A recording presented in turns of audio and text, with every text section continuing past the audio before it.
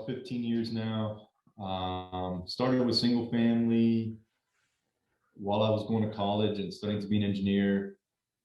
Really fell in love with the real estate investing, and eventually did enough deals to where I was able to, at that point, quit my W-2 doing engineering and focus solely on my real estate investing. And then I wanted to scale up the fix and flips, and I kind of reached a bottleneck, which was the construction side of it and finding good contractors. And that's when I decided to bring that in-house and start my own construction company. And that was about 11 years ago.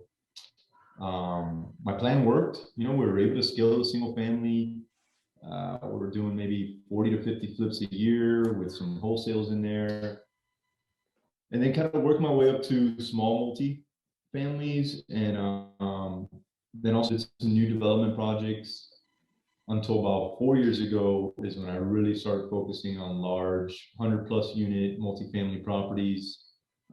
Since then, I'm now under management about a little bit over 2,500 doors and got another 1,000 doors under contract, and in growth mode, man. Just looking to keep growing the portfolio and reach my goals. What was it about real estate initially that attracted you?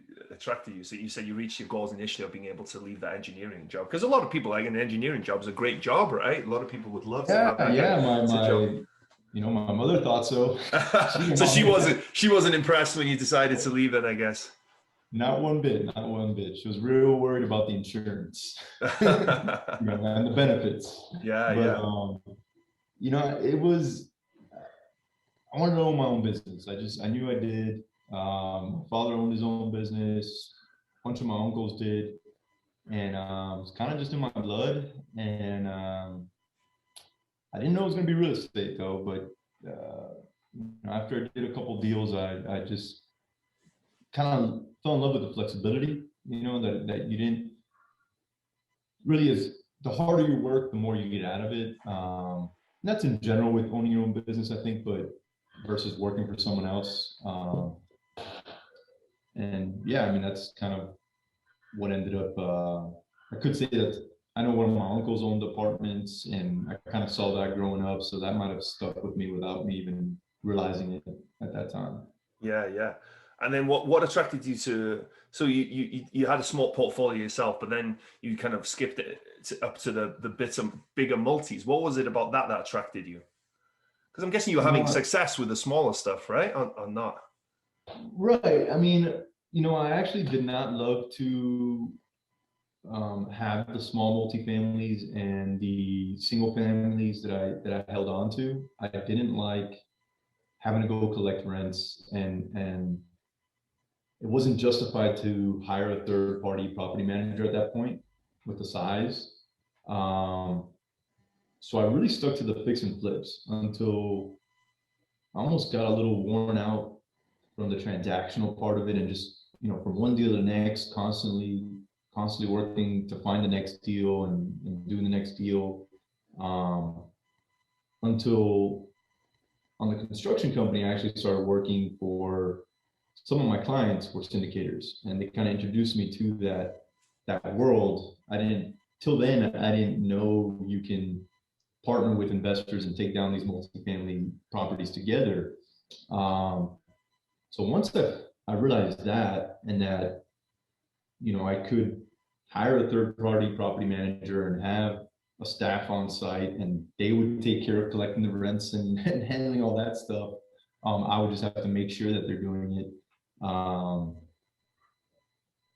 just fell in love with the fact that with one property, you've gotten the scale right off the bat. You got 100+ units in one property versus having to buy 100 single families or a bunch of small multis.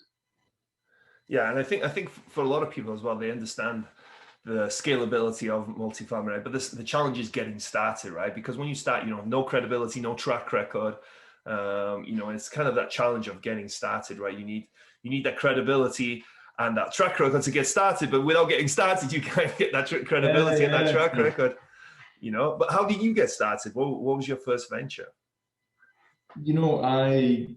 like you said, I was struggling with that as far as, okay, well, how do I do this?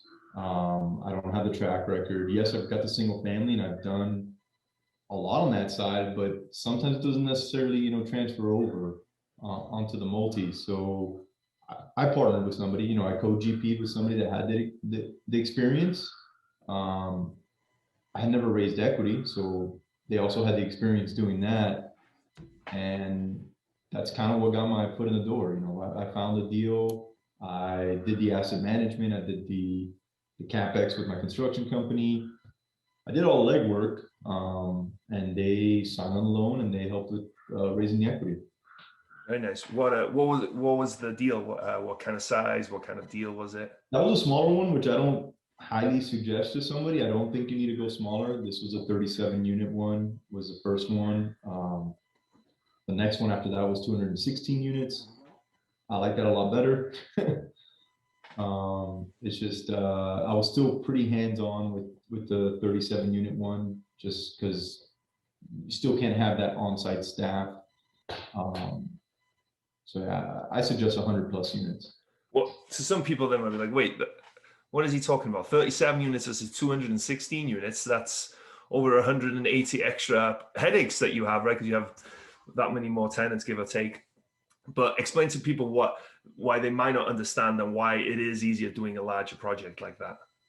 Yeah, so I mean, at that point, you can afford, with the income you have coming in, you can afford to have your on-site staff, your property manager, your maintenance. Um, at 216, you can even more than just one maintenance, and you can also have a leasing agent. Um, at 37 units, you can't afford to have a full-time property manager. You almost have to find a hybrid between a maintenance slash leasing agent, and it's a lot easier when you have that staff there and you're managing them versus trying to take care of the things on site and really be in the weeds of it. Yeah, and I'm sure it was a big lesson. Even though you're experienced and you have a small portfolio, you've done some fix and flip, and you're in the construction world. What were some big lessons that you learned maybe from that first deal? Outside of that, you want to go bigger. that was probably the biggest thing. Right. But, that expenses when you're dealing with smaller properties like that, it's really tough to keep those expenses down. And like I said, try to find the right staff that can manage those expenses and keep the expenses down.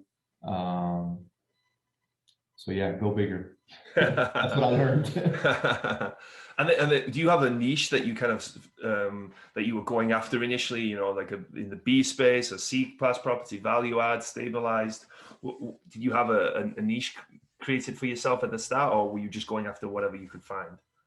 Yeah, no, I mean, we're definitely and still doing this. Leveraging the construction company, looking for heavy value add deals. This one specifically was a Yeah, and sorry, what market are you in as well for people who don't know? So we own properties throughout Texas, Oklahoma, just entered the Georgia market in Augusta, looking heavy into Florida now. We have some properties in South Dakota and open to other areas. I mean, we're pretty open to go to where the deal's at, and as long as it's a landlord-friendly state and the city makes sense. We look at it and we run the numbers, and if there's population growth and economy has got some good drivers, then we'll go for it. Everything made sense until you said South Dakota. I don't hear many people investing in South Dakota. How did you guys end up there? That was closed on those towards the end of last year, and it was just we started seeing how the markets performed through COVID. Yeah. And South Dakota stood out like crazy. I don't know if it's because they didn't shut much down or what, but it is a very business friendly state as well. So we bought some good cash flowing properties there, and it's a little bit of a longer term play on those, but they're doing great so far. Yeah, but what I didn't realize you were in so many markets, to be honest, and that's cool that you are. But one of the a big strength that you have, right, and an unfair advantage that you have is that construction background, and you have your own construction team. I believe you're based in Texas, right? Am I correct? Correct, out of Yeah, Dallas. yeah, Out no, of, yeah. So that construction team is huge, right? But as you're expanding, I'm guessing you're not expanding your team. You're hiring different construction teams in different markets, right? Or so how are you? Is there a way that you're able to use that unfair advantage in other markets, or is it just that experience and that knowledge that you're able to use? no, we're able to use our team and crews as well. So we have traveling project managers, we have traveling crews. Our crews right now are in Augusta, Georgia, and they live in Houston, but they're in Augusta, Georgia. Um, Usually they'll stay in a unit, or we'll get an Airbnb or something. Um, we find that it works great. I mean, the crews are there and they're there versus a local crew. When they get there, they're there to work, man. They don't mess around. They're quick. Um, and then project management wise and site supervision depends on, we're doing a lot of stuff in Houston. So now I've got a full-time staff in Houston. So if it makes sense, we'll also kind of create a branch office within that market. That's so interesting. So you find it's better to have a crew that you can rely on, trust on, that knows what they're doing. That do you fly them? Do they drive? Like, how do they get to these different markets? This is really interesting. Most of the time they'll drive. Okay. Yeah, so they have a vehicle, and yeah. And the reason that is, you know what these people, how they work, how much they're going to charge, what kind of work they're going to do. They know what is expected of them, rather than trying to build a new team, work with new contractors, and sort of work through that initial process. Yep. That's interesting. How do you feel as an investor and a contractor at the same time? How do you feel about the reputation that a lot of contractors get? And I'm sure, for sure, you're not one of them, right? But one of the contractors that get a bad reputation. But do you feel frustrated sometimes, or do you feel it's justified a lot of times? I don't get frustrated. I mean, to me, it honestly, it helps me because I know we don't do what they do that hurts them. They're not trustworthy. They don't show up. They run off with your money. I mean, I experienced it myself. I was an investor first, and I got fed up with that, and that's when I started the construction company. So if anything, it makes us stand out. We come in and we deliver and we say what we're going to do. Our clients, unfortunately, are surprised, but it helps. Yeah. You use it to your advantage, I'm sure. What how many, you said you're at 2,500 units now, right? So how many years did it take you? I think you said that, right? In the management, 2,500 units. Yeah. How long did it take you to go from that first 37 units to now having 2,500 in the management and another 1,000 under contract?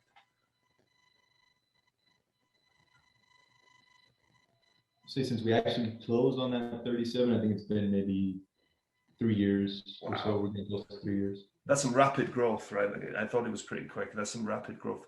What do you attach something to that success, to that rapid growth? Is there something in particular that has led to that, you think? Man, I think it's been able to focus. Once I decided that this is what I was going to do and this is the space I wanted to be in, I went 110% into it and just really focused. I stopped doing anything to do with single family and just started building my team and everything around, hey, we're going to build this massive portfolio and this is what we're doing. We kind of just put our heads down and went at it. Yeah, very cool. And you mentioned a few times your team. Do you have partners? Or I'm guessing you have probably some partners on the GP side, or is it just all you running everything?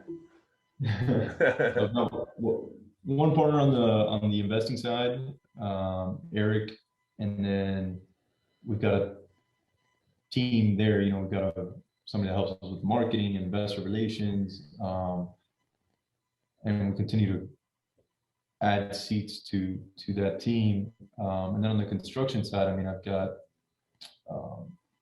pretty big team on that side. Yeah, I'm sure you have, especially you need a lot of guys with that, right? With the amount of projects you guys have going. Obviously you're in the middle of, right? You're in the thick of everything, right? If you've got 1,000 deals under contract right now, you're in the thick of everything.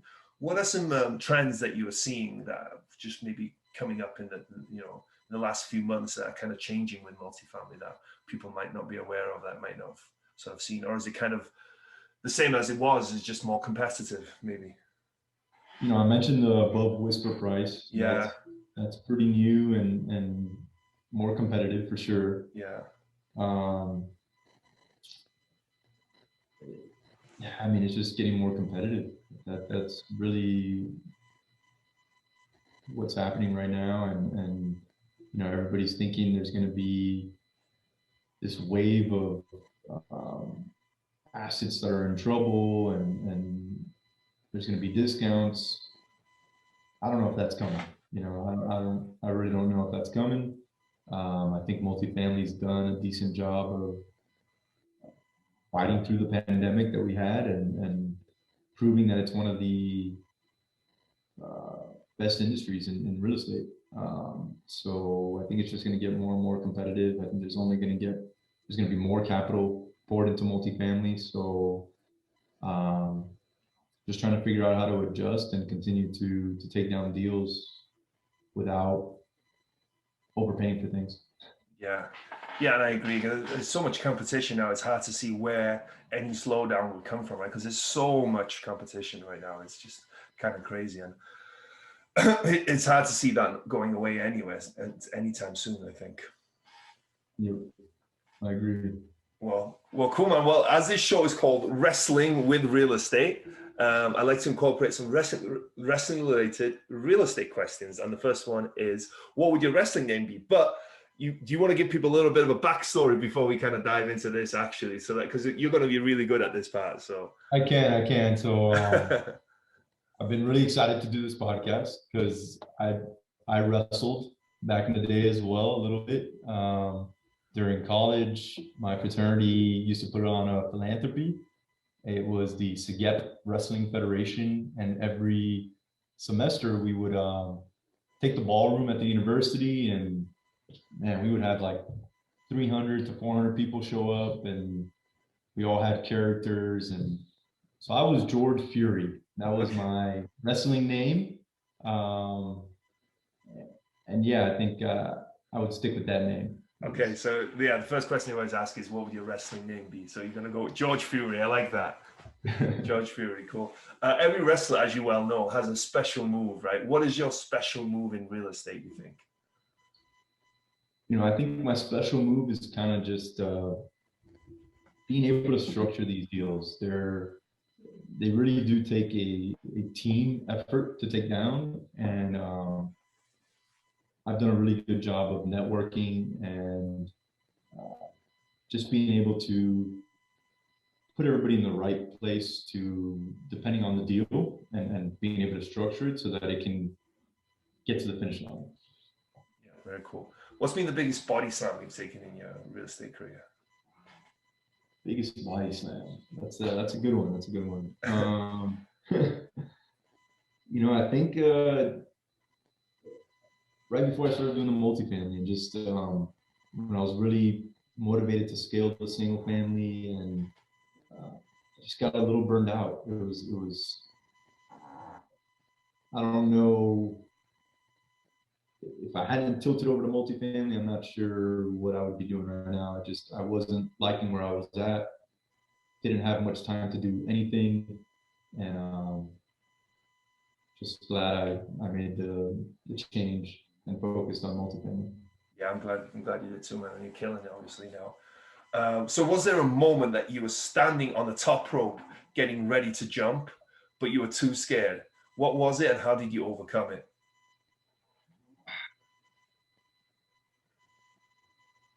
And it was probably, quitting my job. I had 5 years of studying to be an engineer, electrical engineer, had a pretty good job. And then I had the real estate investing on the side. And that was I finally gotten to the point where I felt like, okay, well, me being at work and at this job, I'm actually losing money. And I had to make that jump. You know, I had to say, okay, I'm quitting. I'm doing it.